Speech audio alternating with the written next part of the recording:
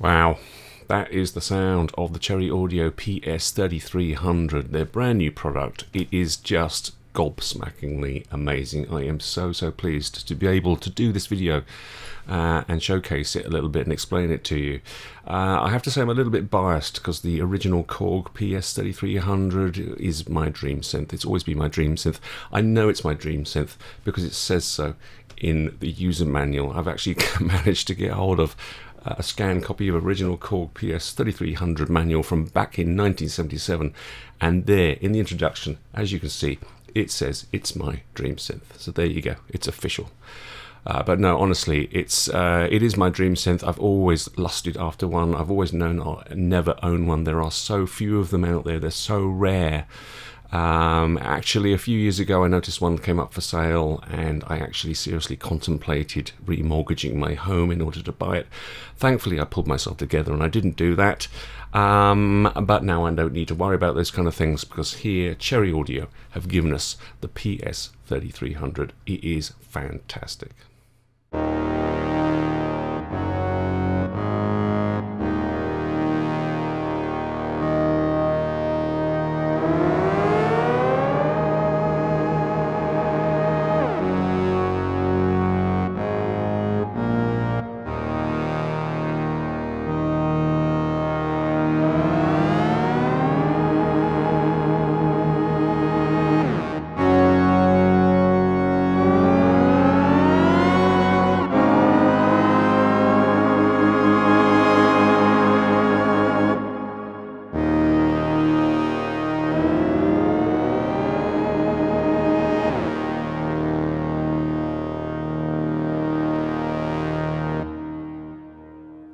So what is fantastic about the PS3300? Well, if you don't know about this synthesizer, it's probably the greatest polyphonic analog synthesizer ever made. Probably is.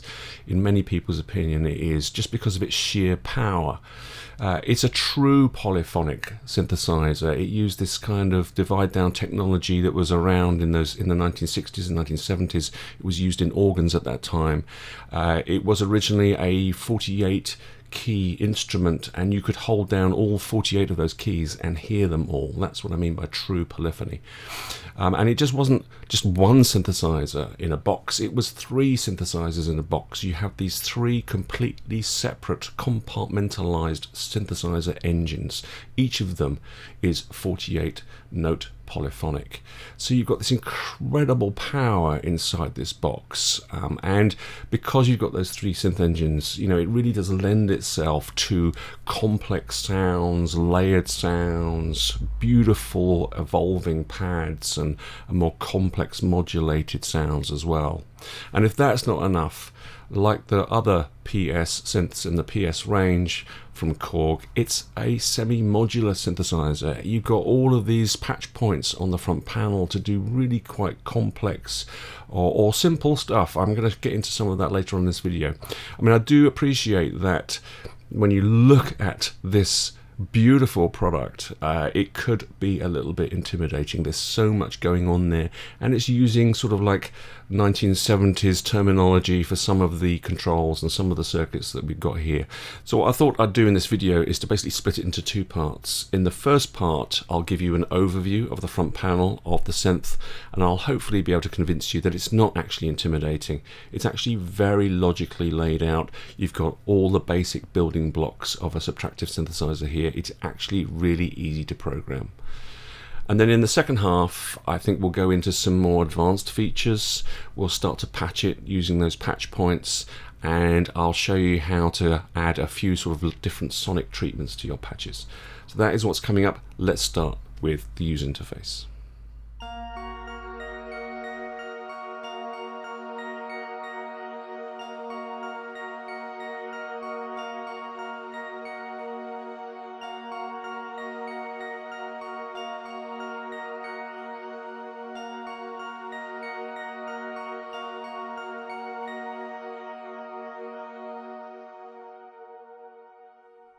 So as I mentioned before, there are actually 3 synthesizer engines in one box with the PS3300, and you can see them clearly here on the front panel, 1, 2 and 3. Each of those panels are identical. We'll get onto those in a second. I just want to talk about very briefly this 4th panel over on the right hand side. It's like a global control section for the synthesizer. I just want to bring to your attention just this top left section of it called the signal mixer. Now this is where we blend those synth engines together. We've got control over their individual volumes as well as their pans, how we pan them in the stereo field. So with this new initialized patch that I've got going on here, you can see that we've just got one of the synth engines turned up, the others are turned right down. So we're just listening to synth engine number 1. Let's have a look at it in a bit more detail. So you can see with the layout, it's very much like a modular synthesizer. Each of the sort of the electronic circuits are delineated here. They look like modules in a modular rack, and we've got 2 rows of them. The bottom row is basically modulations. We'll come on to that in a second. Let's have a look at the top row first. On the left-hand side, signal generators. Well, that was Korg's name for an oscillator. There is one oscillator for each of the synth engines, and we've got all the standard controls that you would expect. We've got a selection of waveforms, so this is the sawtooth, we've got triangle, square wave, and a couple of variations with pulse width. And then with this setting here, we've got manual control over that pulse width with this control here. And we can modulate that. So nothing out of the ordinary with that. We've got our pulse width adjustment control here. Here we've got a standard frequency control for tuning it. Plus or minus 7 semitones, or just a little bit more than 7 semitones. And we've got a scale control, which is the octave setting. So really nothing out of the ordinary whatsoever with that. As I mentioned before, in the below section it's all about modulation, so this section down here is for applying various modulations to our oscillator. We'll get onto that in a minute. Moving on from the oscillator, to the right of it we've got a low pass filter, and again all the controls that you would expect. We've got a cutoff control,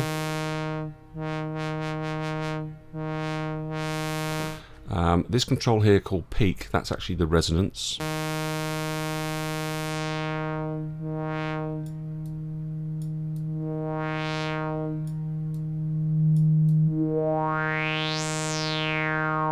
It's a very polite filter on the PS3300.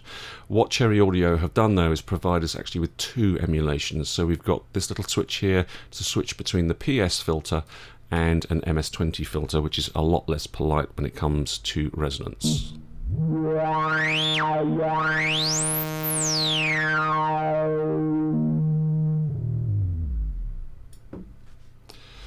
So that's the filter. We've got the normal controls, we've got the filter tracking here with this control, and the ability to apply envelope generator modulation to the filter cutoff. And if we look to the right of the filter, we can see that we've got an envelope generator. Now there is only one envelope generator for each of the synth engines. It's hardwired to the amplifier section. So if I were to turn down the sustain, you can hear it's having an effect on the volume. And if we want to apply it to the filter, then that's where this envelope mod comes in. So we can do things like this.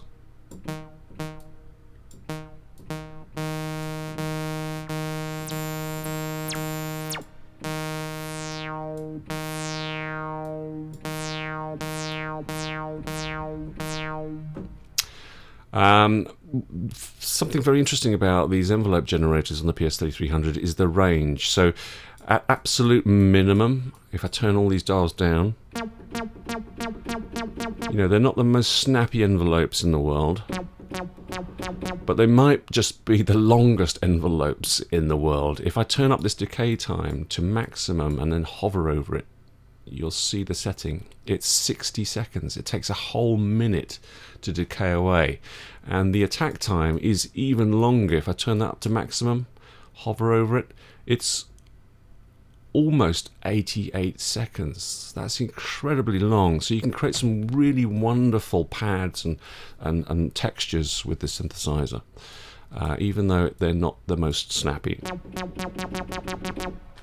All right, moving on. Now, just as we have a keyboard tracking for the filter cutoff, we've also got a keyboard tracking for the amplitude as well, for the amplifier section. So at this section, we can make the lower notes louder than the high notes, and vice versa. At this setting, we can make the high notes much louder than the low notes. So we've got quite a lot of control over the sound of this synthesizer. This section here is called the resonators section, and this is sort of one of the features of the PS3300 sound, is this ability to apply resonators, a kind of a phasing kind of sound. What we've basically got here are 3 bandpass filters, resonant bandpass filters. We've got control over their frequencies, and then we've got a single control to sort of like bring up their resonance, apply their intensity. I'm just going to play you a patch now that sort of like really uses these resonators to great effect, as well as kind of phasing effects that you can get by modulating these cutoffs. You can also pick out different frequencies, formants of the human voice, and get human voice kind of sounds from the PS3300.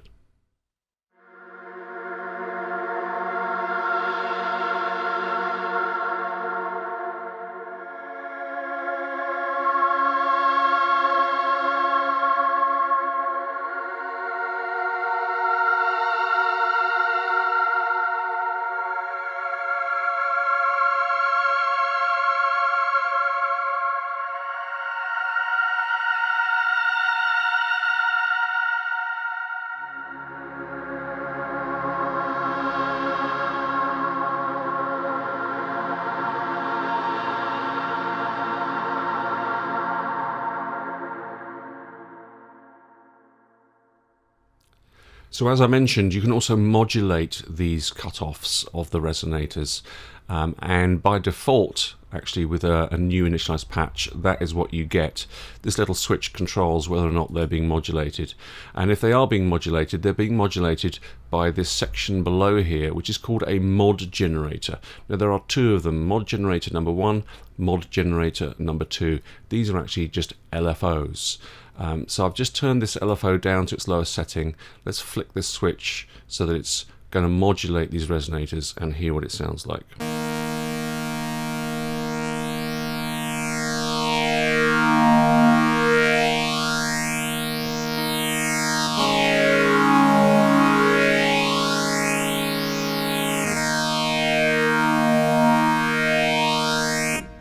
So with the modulator modulating the resonators on each of these synth engines and then combining all 3 of them together, you can get some really wonderful, moving, evolving pads.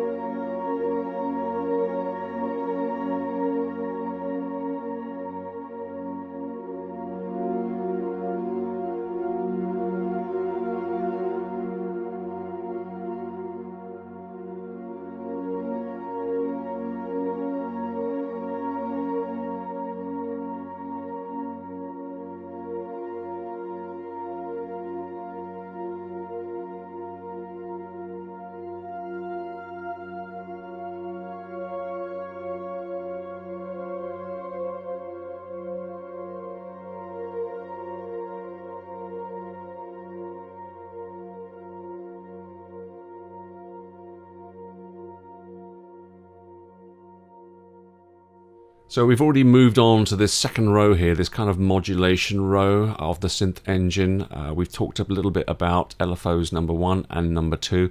LFO number 1 is a very comprehensive LFO. You've got a range of different wave shapes here. We've also got pink noise and white noise, which is a way of introducing noise into your patches. Whereas LFO number 2, or mod generator number 2 as it's called, is just a triangle wave. Obviously we've got control over the frequencies of each of those. Cherry Audio have given us the ability to synchronize those frequencies to MIDI clock as well, which is fantastic. If we just move to the left, so underneath the filter section, we've got the ability to modulate the filter cutoff. And then, as I said at the beginning, underneath the oscillator section, we've got the ability to modulate pitch as well as pulse width. So with these two controls here, we can just instantly dial in some modulation from LFO number 1. So let's do that.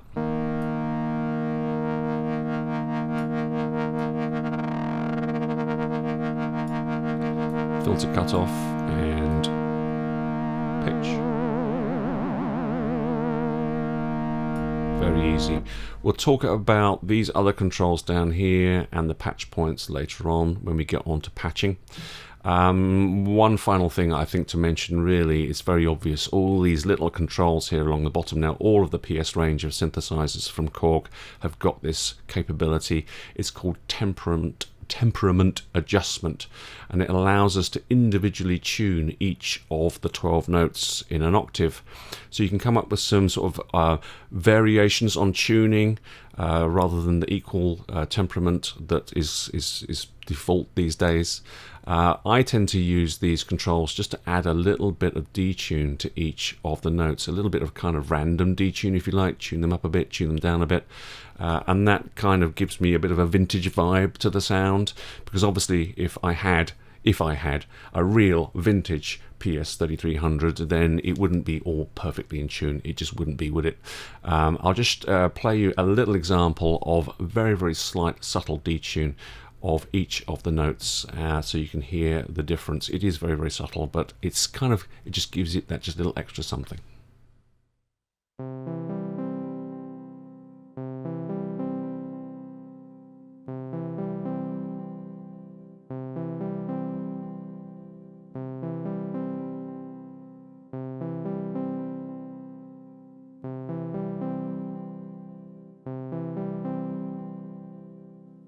Right, so let's get into the fun part. Let's start patching the PS3300 with patch cables. Let's see how that works. Now, if you've ever used Cherry Audio's voltage modular software, they're brilliant voltage modular software, then you'll be right at home with how this works. It's so simple. Let me just show you the mechanics of how to do the patching.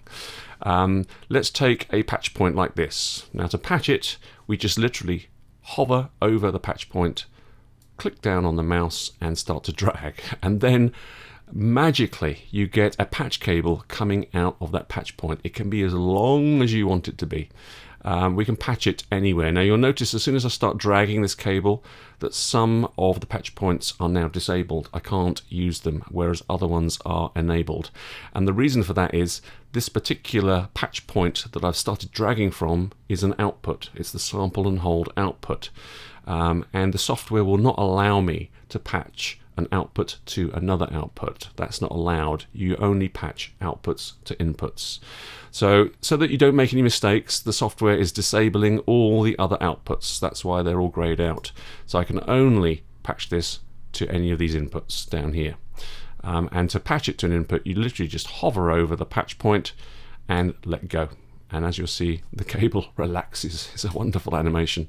And we've patched it. Now the cable is sort of semi-transparent while you're not interested in it. If you want to look at it, just hover over one of the patch points that it's connected to. It becomes solid, so you can very easily see where it's patched to. It's really, really clever. So that's one patch cable in place. We can place more than one patch cable onto a single patch point, and we do that by simply hovering over the patch point, clicking, and you'll see magically we get a whole load more patch points to use. So then just drag from one of those and let go. Click, drag from one of those and let go. It's that simple. Now, how do we remove a patch cable? That's simple as well. Literally just grab hold of it at one of the patch points and pull it away, and then just let go of it, and it just vanishes. It's as simple as that. So easy to do. So let's just undo these patch cables like that. So why would we want to start patching the PS3300? You know, there's so much that you can do in terms of sound creation with those 3 synth engines just by, you know, using the controls, the dials and the switches. There's so much you can do. However, there are some basic things that you need to start patching with, and probably the most basic one, the one thing you'll probably start to want to patch with, is the mod wheel, because by default the mod wheel does nothing. It's not hardwired or normaled to any of the circuits inside the PS3300. You'll see down here we've got a mod wheel patch point. So as I move the mod wheel, a signal is going to be available here for me to use, and I can patch that to any of these inputs I like. So it's a bit of a pain that you have to patch the mod wheel, but what you'll realize quite quickly is it's also brilliant that you have to patch the mod wheel, because you can patch the mod wheel to anything. In fact, you can patch it to as many things as you want to. You can create some really wonderful complex patches by moving the mod wheel, create all sorts of modulations, because that is the power of the PS3300. So as a simple example, let's say that we want to use the mod wheel to affect the cutoff of the filter. If you look here underneath my low pass filter, as well as being able to modulate the filter with the LFO number 1, like this, we've got a patch point, and we can affect the amount of modulation with this control here. So let's patch this patch point to my mod wheel. Simply drag from the mod wheel and drop. Let's turn it right up to maximum and see what happens when we move the mod wheel.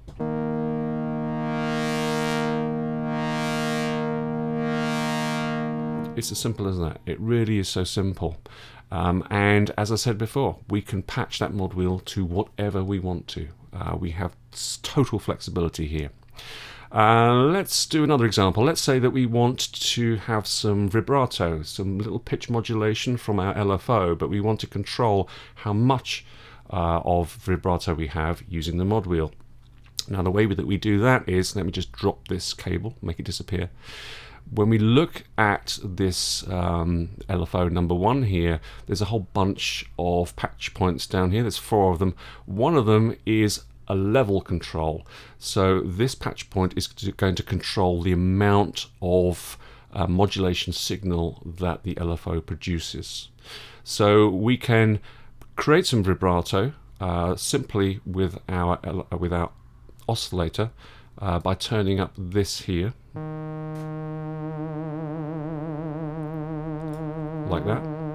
And then to control the amount of LFO modulation that is generated, again, let's drag from our mod wheel and drop, this time into this level control patch point. So now the mod wheel is controlling the amount of LFO1 that is produced.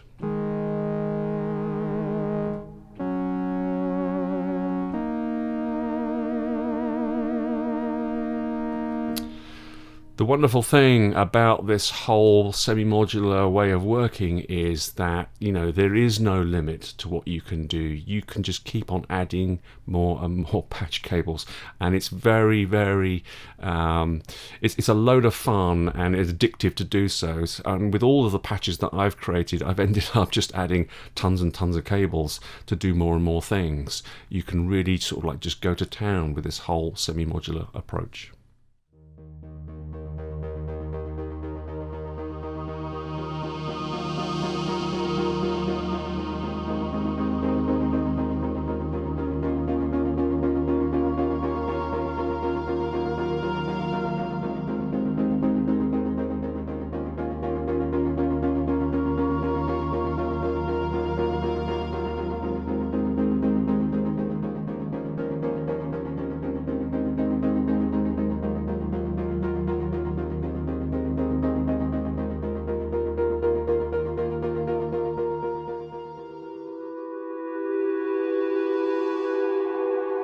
Well, that's all the time I've got for this video, but there's so much I haven't mentioned. I haven't mentioned the wonderful, glorious effects that Cherry Audio have provided with this synthesizer.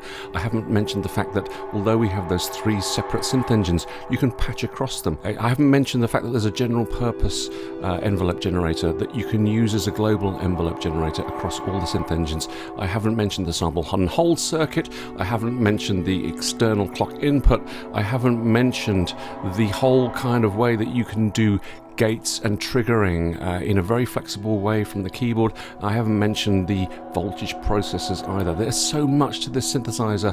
It really is an amazing feature-packed product.